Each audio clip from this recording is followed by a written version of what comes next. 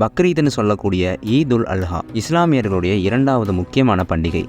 இந்த நாளில் எதுக்காக விலங்குகளை பலியிடுறாங்க, எப்போ இருந்து தியாக திருநாள்னு சொல்லக்கூடிய பக்ரீத் பண்டிகை கொண்டாடப்படுது, இந்த நாளை தியாக திருநாள்னு சொல்கிறதுக்கான காரணம் என்ன, இப்படி எல்லா விஷயங்களையும் தெரிஞ்சுக்க 5000 வருஷத்துக்கு முன்னாடி போகணும். 5000 வருஷத்துக்கு முன்னாடி ஆபிரகாம்னு சொல்லக்கூடிய இப்ராஹிம் நபிக்கு முதுமையான காலமாகியும் குழந்தையே இல்லாமல் இருந்தது. அப்போ தான் பல வருடங்களுக்கு பிறகு இஸ்மாயில்னு ஒரு மகன் பிறக்கிறாரு. அதை தொடர்ந்து இஸ்ஹாக்குன்னு இன்னொரு மகனும் பிறக்கிறாரு.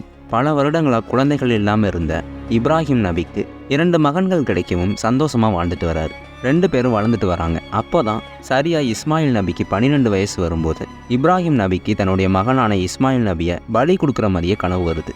தொடர்ந்து இந்த மாதிரியே கனவு வந்துட்டு இருக்கவும் கடவுள் தான் தன்னுடைய குழந்தைய பலியிட சொல்கிறாருன்னு புரிஞ்சுக்கிட்ட இப்ராஹிம் நபி இந்த விஷயத்தெல்லாம் தன்னுடைய மனைவி ஹாஜரா கிட்டையும் மகன் இஸ்மாயில் நபி கிட்டையும் சொல்கிறாங்க. இறைவனுடைய வார்த்தைக்கு நம்ம கீழ்ப்படியணும்னு சொல்லி மகிழ்ச்சியோட தன்னை பலியிடுறதுக்கு இஸ்மாயில் நபி ஒத்துக்கிறாரு. அடுத்த நாள் இப்ராஹிம் நபி இஸ்மாயில் நபியை கூட்டிகிட்டு மலைகளுக்கு மேலே தன்னுடைய மகனை பலியிடுறதுக்காக கூட்டிகிட்டு போகிறார். அங்கே தன்னுடைய மகனை பலியிடுறதுக்காக கத்தியால் வெட்டும்போது அந்த கத்தி இஸ்மாயில் நபியை மட்டும் வெட்டலை. தொடர்ந்து இதே மாதிரி 3 முறை வெட்டும் போதும் அந்த கத்தி இஸ்மாயில் நபியுடைய கழுத்து வரைக்கும் போகுது, ஆனால் வெட்ட மாட்டேது. அப்போ தான் திடீர்னு அவருக்கு முன்னாடி ஜிப்ரேல்னு சொல்லக்கூடிய ஒரு வானவர் தோன்றார். அந்த வானவர் இப்ராஹிம் நபி இறைவனுக்காக தன்னுடைய மகனையே தியாகம் பண்ணதை பார்த்து அவருடைய இறை நம்பிக்கையை புகழ்ந்து பேசுகிறார். அது மட்டும் இல்லாமல் இஸ்மாயில் நபியை பலியிட வேண்டாம்னு சொல்லிட்டு ஒரு ஆட்டை அவர்கிட்ட கொடுத்து அந்த ஆட்டை பலியிட சொல்கிறார்.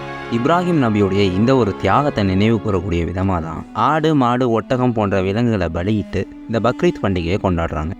இஸ்லாமிய மாதங்களுடைய கடைசி மாதமான இந்த ஹஜ் மாதத்துடைய 10வது நாள் தான் பக்ரீத்னு சொல்லக்கூடிய இந்த தியாக திருநாள் கொண்டாடப்படுது. இந்த நாளில் பலியிடக்கூடிய விலங்குகளை 3 பங்குகளாக பிரிப்பாங்க. இதுக்கான முக்கிய காரணம் வறுமையான மக்களும் இந்த நாளில் உணவு உண்ணணுங்கிறதுக்காக தான் இந்த சட்டத்தையே கொண்டு வந்தாங்க.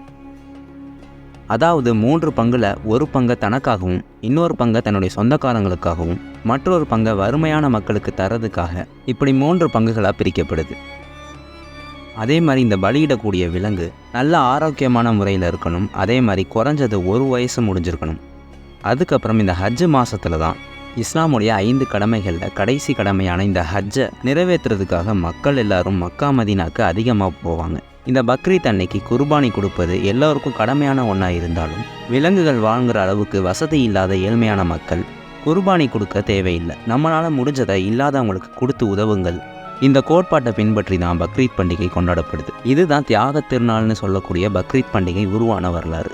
உங்களுக்கு இந்த வீடியோ பிடிச்சிருந்தா மறக்காமல் லைக் பண்ணிவிட்டு இன்னும் நிறைய சுவாரஸ்யமான விஷயங்களை தெரிஞ்சுக்க மறக்காமல் மிஸ்டர் ஹிஸ்டோரியன் தமிழ் சேனலை சப்ஸ்கிரைப் பண்ணிடுங்க.